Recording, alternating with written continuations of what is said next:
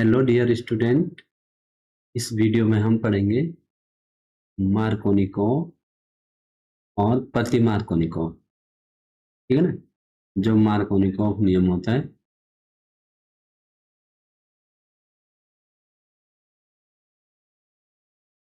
Anti Markovnikov, anti Markovnikov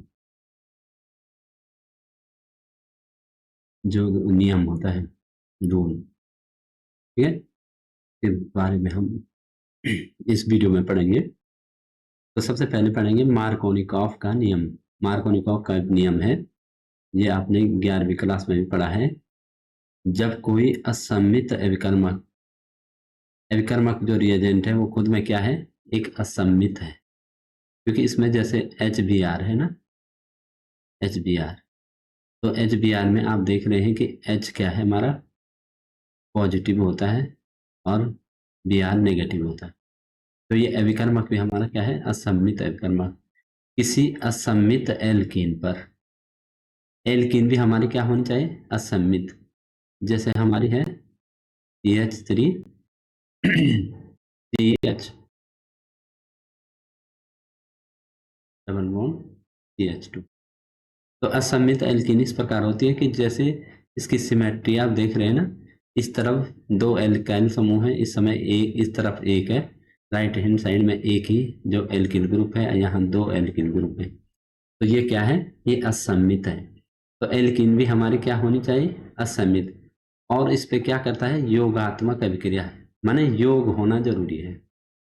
इन दोनों का add होगा, H+ का और Br- का इनमें ऐड होगा, ये दोनों योग करेंगे इसमें, इनमें से कुछ भी बाहर नहीं निकलेगा। ठीक है ना।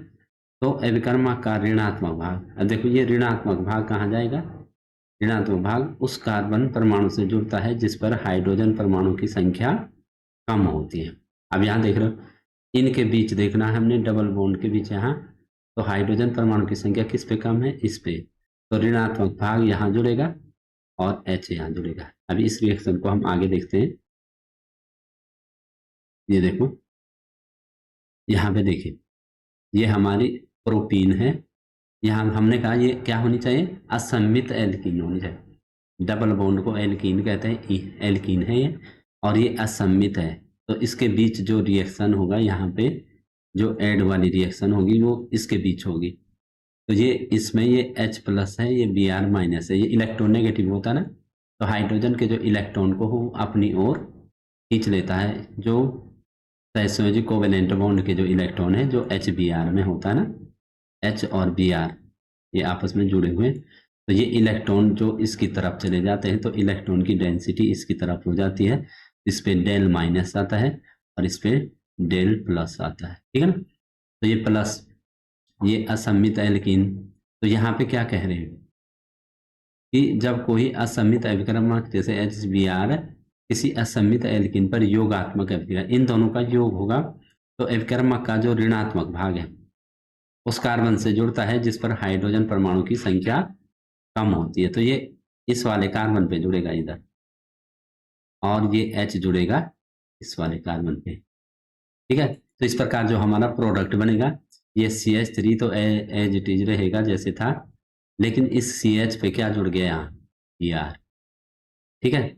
और इस पे क्या जुड़ गया, इस CH2 पे, इस पे Br जुड़ गया, इस पे H जुड़ गया, तो इस पे H जुड़ेगा तो CH3 होगा, इस पे Br जुड़ेगा तो ये Br यहाँ दे रखा है, आप ऐसे भी लिख सकते हैं या H इस पे लिख सकते हैं। तो CH3 CH Br और CH3, तो ये 2 ब्रोमो प्रोपेन हमारा हो जाएगा, 2 ब्रोमो ब्रोमोपेन। आपके पास ये कन्वर्जन रिएक्शन भी आती है कि 2 ब्रोमोप्रोपेन से 1 ब्रोमोप्रोपेन कैसे बनाओगे। ठीक है ना। तो पहले इसकी असमित एल्कीन बनानी पड़ती है, इस पे एल्कोहलिक KOH का रिएक्शन बना के आप इसको बनाएंगे, फिर इस पे एंटी मार्कोनिकोव रूल इस पे लागू करेंगे। ठीक है।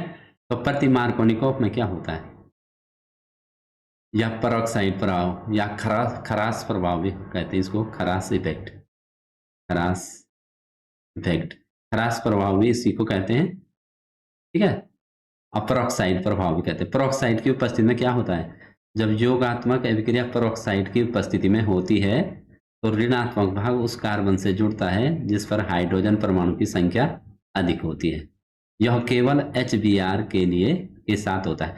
केवल HBr, अगर आप HCl करोगे और करोगे, ठीक है ना, हेलोजन कोई और लोगे तो नहीं होगा, केवल HBr के साथ होता है। ये एंटी मार्कोनिकॉफ नियम जो है, ठीक है। तो जैसे हमने ये देखो CH3 CH double bond CH2, ये हमारी असमित एल्कीन है। इस पे जब हम HBr का रिएक्शन करा रहे हैं और अगर एरो के ऊपर पेरोक्साइड लिखा हुआ है, पेरोक्साइड, एरो के ऊपर पेरोक्साइड है, तो वहां पे क्या हो जाता है, ये ऋणात्मक भाग उस कार्बन से जुड़ता है जिस पे हाइड्रोजन अधिक होती है, और हाइड्रोजन उस कार्बन से जुड़ता है, ठीक है। ये ऋणात्मक वाला भाग उस कार्बन से जुड़ेगा जहां पे हाइड्रोजन अधिक होती है, और ये हाइड्रोजन उस कार्बन से जुड़ेगी जहां पे क्या होता है, हाइड्रोजन कम होता है, जिस कार्बन के पास हाइड्रोजन कम होता है। क्योंकि मार्कोनिकॉफ का विपरीत है ये, तो इसलिए इसको एंटी मार्कोनिकॉफ नियम कहते हैं, ठीक है ना। तो यहाँ पे हमारा जो प्रोडक्ट बनेगा CH3, अब देखो CH, तो मार्कोनिकॉफ में क्या था, मार्कोनिकॉफ में क्या था कि जो हमारा इसके साथ हमारा ये जुड़ा था, लेकिन यहाँ क्या होगा, यहाँ जिस कार्बन के पास हाइड्रोजन कम है वहां तो हाइड्रोजन जुड़ेगी, तो ये CH2 हो जाएगा, एक हाइड्रोजन जुड़ेगा, और इधर क्या हो जाएगा, इस कार्बन के साथ Br जुड़ जाएगा, CH2 Br। तो ये हमारा हो जाएगा 1 bromo propane, 1 bromo propane, 1 2 3 carbon है ना, 1 ब्रोमो प्रो 1 ब्रोमो प्रोपेन, ये हमारा हो जाए।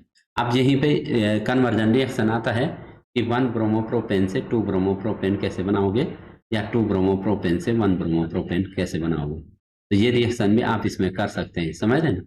तो 1 ब्रोमोप्रोपेन से, जैसे यहीं पे देखिए, यहाँ पे हमारा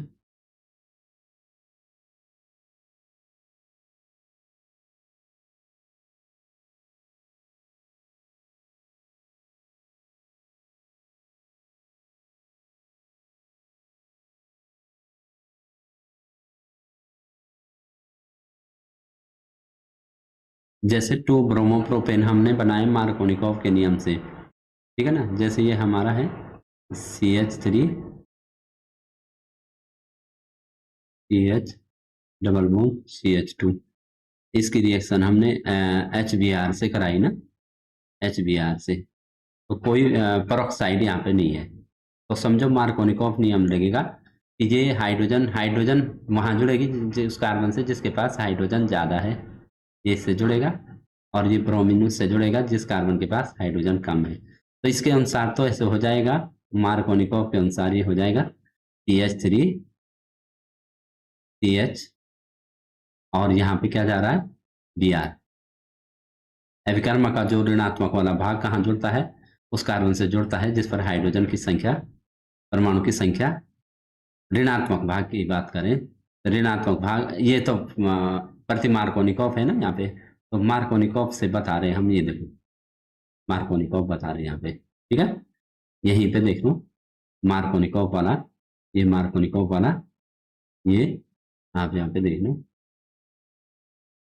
ये हमारी प्रोटीन है, तो ये प्लस माइनस, तो ऋणात्मक भाग कहाँ जाएगा, मार्कोनिकॉफ के अनुसार ऋणात्मक भाग वहां जाएगा जिस कार्बन पे हाइड्रोजन कम है, और हाइड्रोजन वहां जाएगी जिस कार्बन पे हाइड्रोजन ज्यादा। तो ये तो अमीर को अमीर बना रहा है, पहले ही इस कार्बन के पास ज्यादा हाइड्रोजन है, फिर इसी को हाइड्रोजन दे रहा है, मतलब ये पहले ही हाइड्रोजन रिच कार्बन है, उसको और रिच बना रहा है, मार्कोनिकॉफ नियम उसको और रिच बना रहा है, उसको एक हाइड्रोजन और दे रहा, ले तेरे पास हाइड्रोजन ज़्यादा है तो एक और ले ले, और ये ब्रोमीन को उसको दे रहा है जिसके पास, कार्बन के पास हाइड्रोजन कम है, तो ये तो ऐसे कर रहा है। तो यहाँ पे हमारा बन रहा है 2 ब्रोमोप्रोपेन, ये बन रहा ना जो हमने बताया था। तो हम मेन ये कह रहे हैं, और एंटी मार्कोनिकॉफ भी हम आपको समझा चुके हैं, हम ये कह रहे हैं कि आप 2 ब्रोमोप्रोपेन से CH Br, 2 ब्रोमो प्रोपेन से 1 ब्रोमो प्रोपेन कैसे बनाओगे? ये 2 ब्रोमो के बीच में क्या लगेगा? हाइपन लगेगा ना, जब डिजिट और वर्ड आते हैं ना तो हाइपन लगता है, ठीक है। तो 2 ब्रोमो ब्रोमो प्रोपेन प्रोपेन से 1 ब्रोमो प्रोपेन 1 ब्रोमो प्रोपेन आप कैसे बनाओगे, ठीक है। तो ये देखो, ये 2 ब्रोमो प्रोपेन है, तो इस पे एल्कोहलिक KOH की रिएक्शन कराते हैं, ये ध्यान रखना। एल्कोहलिक KOH की रिएक्शन कराएंगे तो ये फिर से इसमें कन्वर्ट हो जाएगा CH3 CH, क्योंकि यहाँ पे बीटा विलोपन जो अभिक्रिया होती है, ठीक है। तो यहाँ से क्या हो जाएगा, ये अल्फा कार्बन हो गया, ये इस पे क्या हो गया, अल्फा कार्बन और बीटा कार्बन से क्या हो जाएगी, हाइड्रोजन निकल जाएगा।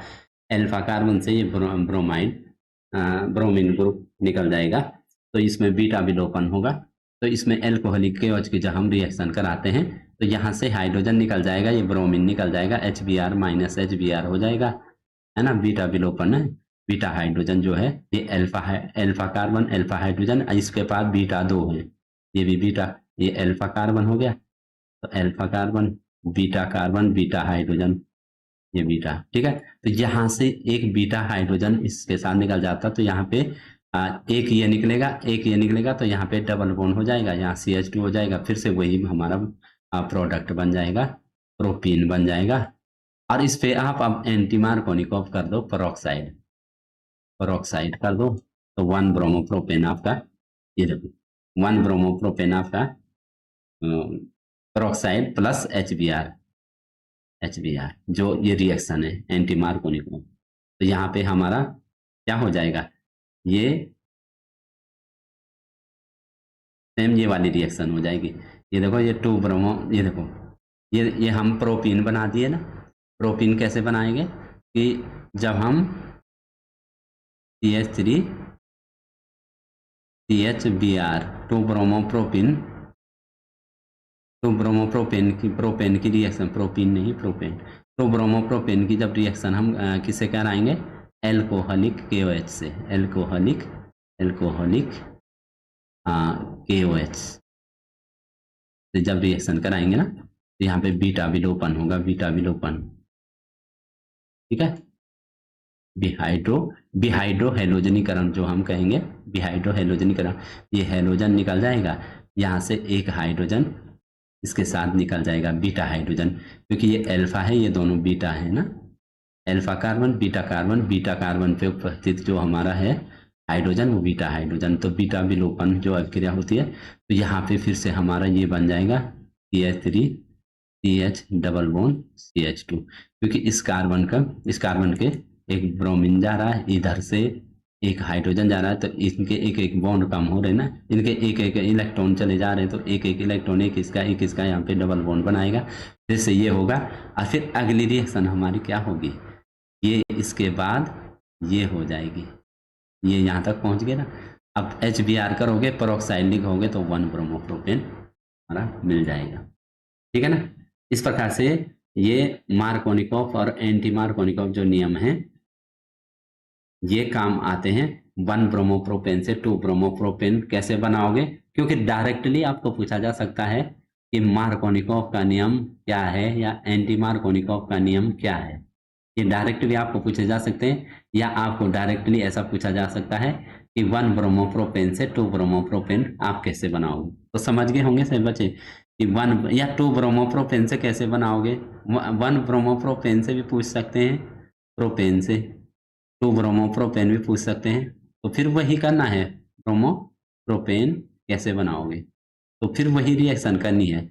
ये जैसे आपका 1 ब्रोमोप्रोपेन है ना, इस पे एल्कोहलिक KOH की रिएक्शन करानी है, एल्कोहलिक KOH की रिएक्शन, तो ये हमारा किस में कन्वर्ट हो जाएगा, ये एल्कीन में कन्वर्ट हो जाएगा, ये हमारा CH3 CH double bond CH2 में प्रोपीन में कन्वर्ट हो जाएगा।